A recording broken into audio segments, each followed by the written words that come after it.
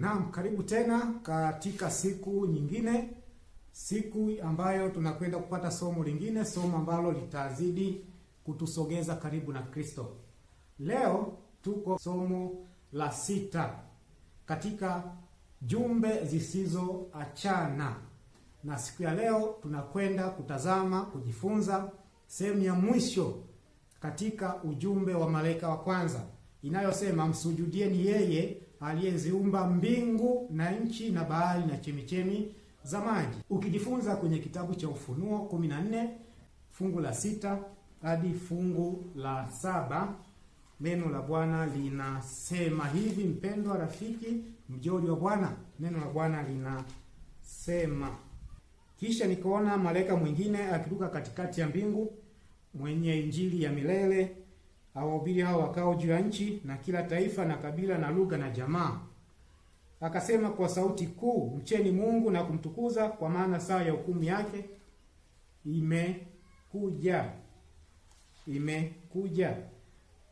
Msujudieni yeye aliyezifanya mbingu na nchi na bahari na chemichemi za maji.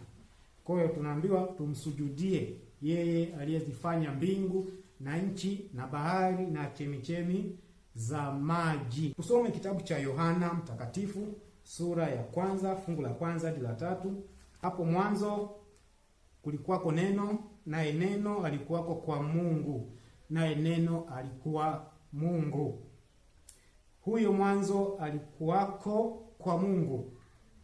Vyote vilifanyika kwa huyo, wala pasipo yeye hakikufanyika chochote kilichofanyika. Neno la Bwana linatuambia kwamba hapo mwanzo kulikuwako neno, naye neno alikuwako kwa Mungu, naye neno alikuwa Mungu. Tena anasema huyo mwanzo alikuwako kwa Mungu. Fungu la 3 nasema vyote vilifanyika kwa huyo. Fungu la 14 anasema naye neno alifanyika mwili akakaa kwetu, nasi tukauona utukufu wake, utukufu kama wa mwana pekee atokaye kwa Baba. Mwana pekee atokaye kwa Baba, amejaa neema na kweli. Bwana Yesu asifiwe. Amejaa neema na nini? Na kweli. Huyu ni Kristo Yesu, mwana wa Mungu. Huyu ndiye Biblia inasema kwamba hapo mwanzo alikuwako neno, naye neno alikuwako kwa Mungu, naye neno alikuwa Mungu. Bwana Yesu asifiwe. Ni Kristo Yesu. Lakini pia neno inasema huyo mwanzo alikuwako kwa Mungu. Fungu la 3 nasema vyote vilifanyika kwa nani? Kwa huyo. Fungu la 14 nasema kwamba huyo neno alifanyika mwili akakaa kwetu, nasi tukaona utukufu wake kama utukufu wa mwana pekee atokaye kwa nani? Kwa Baba. Amejaa neema na kweli. Bwana Yesu asifiwe. Huyo ni Kristo Yesu, mwana wa Mungu. Ujumbe wa malaika wa kwanza inatupeleka katika ibada. Ibada gani? Ibada ya kumsujudia Kristo Yesu, mwana wa Mungu. Kama nani? Kama muumbaji aliyetuumba sisi. Kwa hiyo ibada haipaswi kupelekwa kwa mwingine isipokuwa kwa Kristo Yesu, mwana wa Mungu. Na unapopeleka ibada kwa Kristo Yesu, mwana wa Mungu, umepeleka ibada pia kwa nani? Kwa Mungu Baba. Kwa hiyo sisi tunapeleka ibada kwa Kristo, mwana wa Mungu. Kristo yeye ndio muunganishi kati ya Baba na sisi. Kwa hiyo ni lazima ibada iweze kuwa na utukufu kupitia kwa Kristo, mwana wa Mungu. Kwa ujumbe wa malaika wa kwanza inatusisitiza tusimpe ibada mwingine. Sio Mungu janu yule wa mwaka mpya ambaye wa Sabato siku hizi tunamwabudu. Sio huyo. Sio kwa Bikira Maria, sio kwa nani? Hapana. Ibada inapaswa kupelekwa kwa mwana wa Mungu, mzaliwa pekee, Yesu Kristo. Kupitia yeye tunakuwa tumemwabudu na Baba. Kitabu cha Mithali 8 fungu la 22 mpaka fungu la 31, ila mimi nitasoma fungu la 29 na fungu lile la 30. Neno la Bwana linasema, ndipo nilipokuwa pamoja naye kama stadi wa kazi, nikawa furaha yake kila siku, nikifurahia daima mbele zake, nikifurahia dunia inayokaliwa na watu. Nasema na furaha yangu ilikuwa pamoja na wanadamu. Kwa hiyo Yesu katika kitabu cha Mithali hapo kuanzia 22 mpaka 31 anajitambulisha yeye ni nani. Yeye ndiye muumbaji. Yeye ndiye aliumba mbingu na nchi na bahari na chemchemi za maji. Yeye ndiye muumbaji. Na kwa nini aliumba? Baba alimpa mamlaka. Yesu anasema nimekabidhiwa vyote mbinguni na wapi? Duniani. Kwa hiyo masayari yote, malimwengu yote, viumbe wote waliumbwa na Mungu Baba kupitia kwa Kristo Yesu. Kupitia kwa Kristo Yesu. Hebu tusome Yohana 20 fungu la 30 na 31. Basi kuna ishara nyingine nyingi alizozifanya Yesu mbele ya wanafunzi wake, zisizoandikwa katika kitabu hiki. Lakini hizi zimeandikwa ili mpate kuamini ya kwamba Yesu ndiye Kristo, mwana wa Mungu, na kuamini muwe na uzima kwa jina lake. Kwa hiyo Yesu Kristo haya yameandikwa ili mwanadamu atakayemwamini Yesu aamini nini? Aamini kwamba Yesu Kristo ni mwana wa nani? Wa Mungu. Kwa ibada inatakiwa ipelekwe kwa mwana wa nani? Wa Mungu.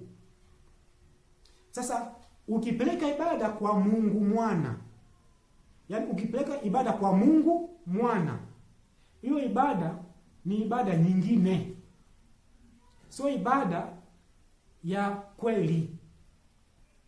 Ibada ambayo imeelekezwa katika ujumbe wa malaika wa kwanza ni ibada inayotupeleka kumwabudu mwana wa Mungu, sio Mungu mwana.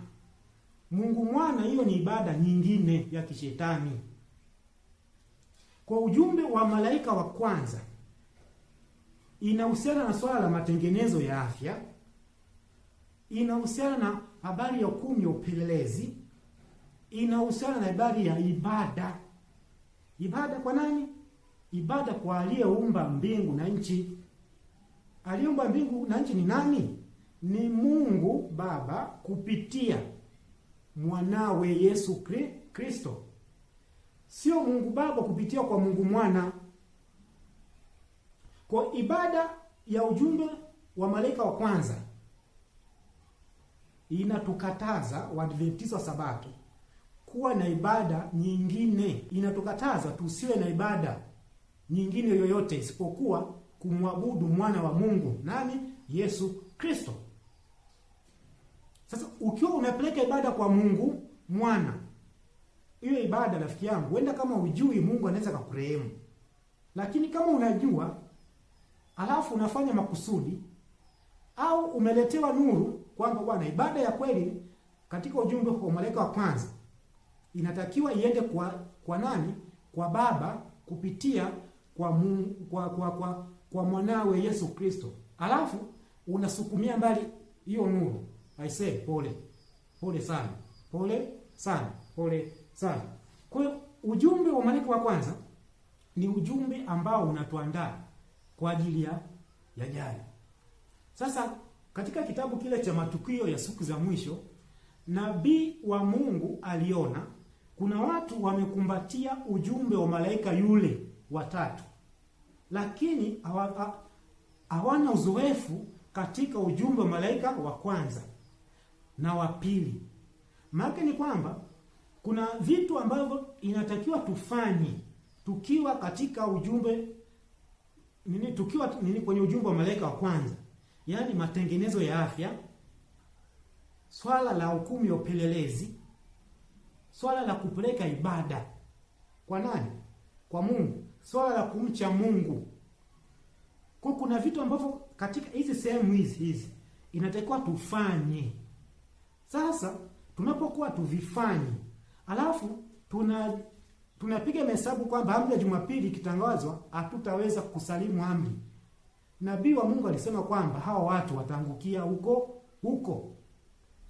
Kwa hiyo ni hatari kubwa sana kuweza kushikilia au kuamini kwamba tutaweza kupita kwenye chapa ya mnyama ikiwa ujumbe wa malaika wa kwanza tumeukataa. Kwamba matengenezo ya afya hatutaki. Swala la ibada, kuwa na utulivu kanisani, watoto wanaruka huku wanapanda kwenye vibweta, hatutaki kuwa na utulivu kanisani. Swala la mavazi, hatutaki kufanya matengenezo ya mavazi. Swala la ulaji, hatutaki kufanya matengenezo ya ulaji. Alafu tunaamini kwamba itakapotangazwa amri ya Jumapili tutapona. Aisee, hatuponi. Nabii wa Mungu alisema kwamba hizi jumbe zimeungana. Kwa ujumbe wa malaika wa kwanza imeungana na ujumbe wa malaika wa pili. Na ujumbe wa malaika wa pili imeungana na ujumbe wa malaika wa tatu. Zimebanana hivi. Kwa hiyo ni lazima uanze ujumbe wa malaika wa kwanza, ukubali na kuishi. Huu ujumbe wa malaika wa kwanza inakuandaa kwa ujumbe wa malaika wa pili. Huu ujumbe wa malaika wa kwanza na wa pili kwa pamoja vinakuandaa kushinda katika chapa ya mnyama. Sasa shida, ujumbe wa malaika wa kwanza na ujumbe wa malaika wa pili ni ujumbe ambao unataka kujikana nafsi. Kwa mfano, hayo masoda, sawa? Hayo machipsi, manini, mabroiler, manini. Ni lazima ujikane nafsi kwamba mimi haya mambo sitaki. Lakini kwa kuwa shida kujikana nafsi, watu hatutaki kujikana nafsi, tunabeba tu masoda, manini tunakunywa, tunadhuru ubongo, hatutaweza kupita kwenye chapa ya mnyama. Kwa nini? Ujumbe wa malaika wa kwanza tumeupiga chini. Ujumbe wa malaika wa pili ukija, tunaanguka. Kwa watakao pambana kwa uwezo wa Kristo wakashinda ujumbe wa malaika wa kwanza, wanaandaliwa kusimama imara katika madanganyo ambayo yako mbele, na madanganyo yaliyo mbele na ya sasa hivi. Hao watu wanakingwa. Kinga yao ni ipi? Ni ujumbe wa malaika wa kwanza. Ujumbe wa malaika wa kwanza inawakinga kujua kwamba hili ni la shetani, hili sio la shetani. Hatimaye wanapokuwa wamefaulu kwenye ujumbe wa malaika wa kwanza, kwa pamoja ujumbe wa malaika wa kwanza na wa pili kwa pamoja inawatia nguvu, inawaimarisha kusimama katika ujumbe wa malaika wa tatu, yule wa tatu. Kwa hiyo tusijipe matumaini kwamba tutashinda katika ujumbe wa malaika wa tatu ikiwa ujumbe wa malaika wa kwanza tumekataa. Matengenezo ya afya hatutaki. Ibada tunapeleka kwa Mungu Mwana. Tusitegemee kwamba ibada tunapeleka kwa mwingine, halafu tukasema kwamba eti tunahubiri ujumbe wa malaika wa tatu. Hapana. Ujumbe wa malaika wa tatu unatuelekeza tuambie watu anayepaswa kuabudiwa. Msujudieni yeye aliyezifanya mbingu na nchi na bahari na chemchemi za maji. Ni nani? Ni Yesu Kristo, mwana wa Mungu, sio Mungu mwana. Kwa ukipeleka ibada yako kwa Mungu mwana, umepelekwa kwa shetani. Sio kwa nani? Sio kwa mwana wa Mungu. Kwa mpendwa, Mungu akubariki. Tuombeane, tiane nguvu. Safari inasonga mbele, usikate tamaa. Mungu akubariki unapojiandaa katika somo lijalo.